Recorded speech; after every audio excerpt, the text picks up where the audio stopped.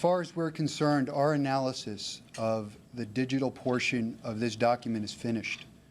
We are fully persuaded that we could prove that this document has been manipulated.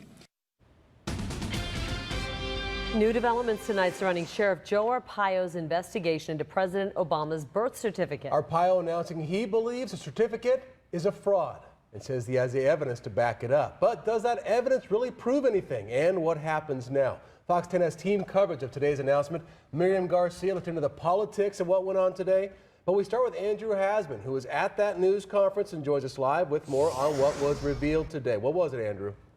Well, Troy, for about an hour and a half, the sheriff's lead investigator on this issue, who actually spent time in Hawaii looking into it, laid out the evidence that they found. It's complicated, but they say it proves the president's birth certificate could be a fake.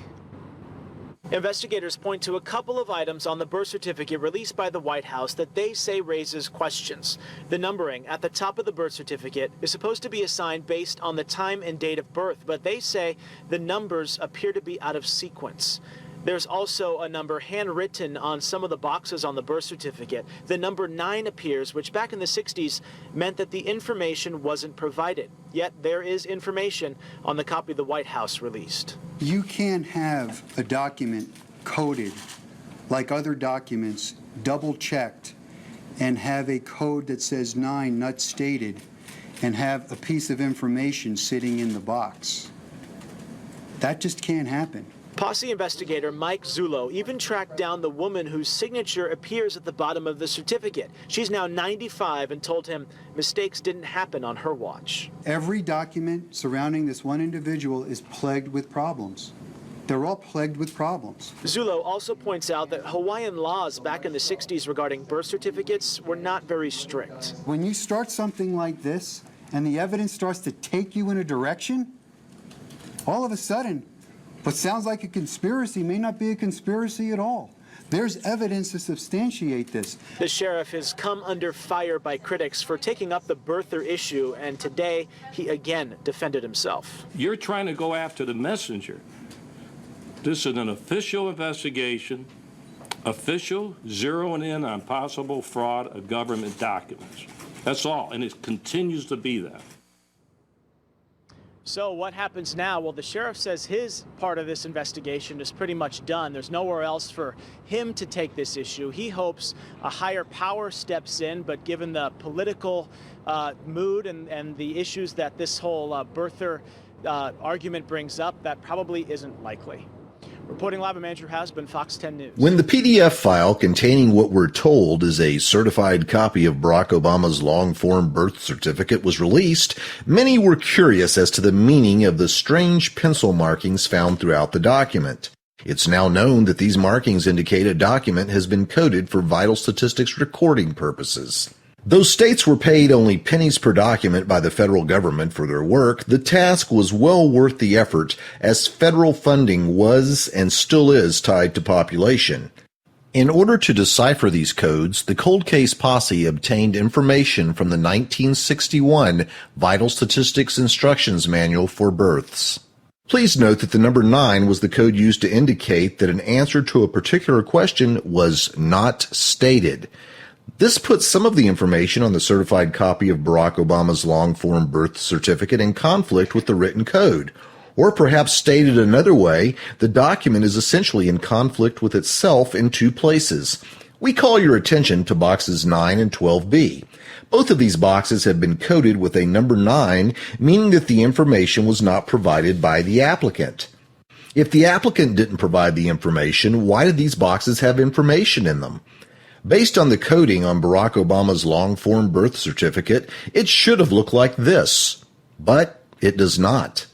Box 9 has always been highly scrutinized because most suspected the term African was not used as a race identifier in 1961.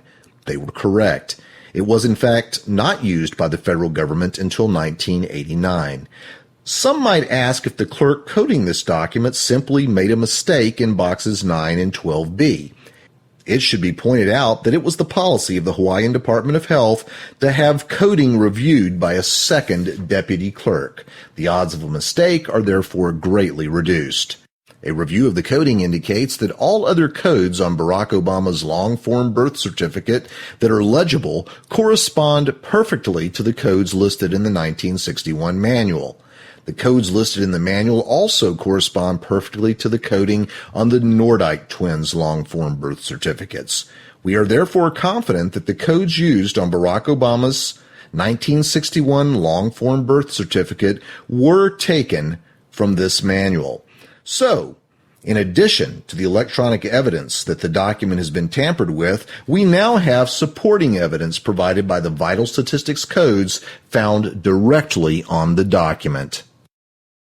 Much has been made of the fact that Barack Obama has a higher birth certificate number than the Nordyke twins, who were supposedly born after him at the same hospital. In order to determine if this is actually a problem for Barack Obama's long-form birth certificate, we reviewed the Hawaiian Department of Health's procedure for processing birth certificates and verified that these procedures were followed by speaking to Verna K.L. Lee, the clerk whose signature appears on Barack Obama's long-form birth certificate. Here's what we now know. The coding information from even-numbered certificates was forwarded to the federal government for vital statistics tracking purposes.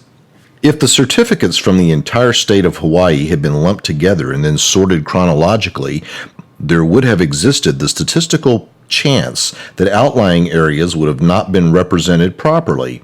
If, for example, a small number of certificates from an outlying area all landed on odd-numbered certificates, the area would have been underrepresented. If they had all landed on even-numbered certificates, the area would have been overrepresented.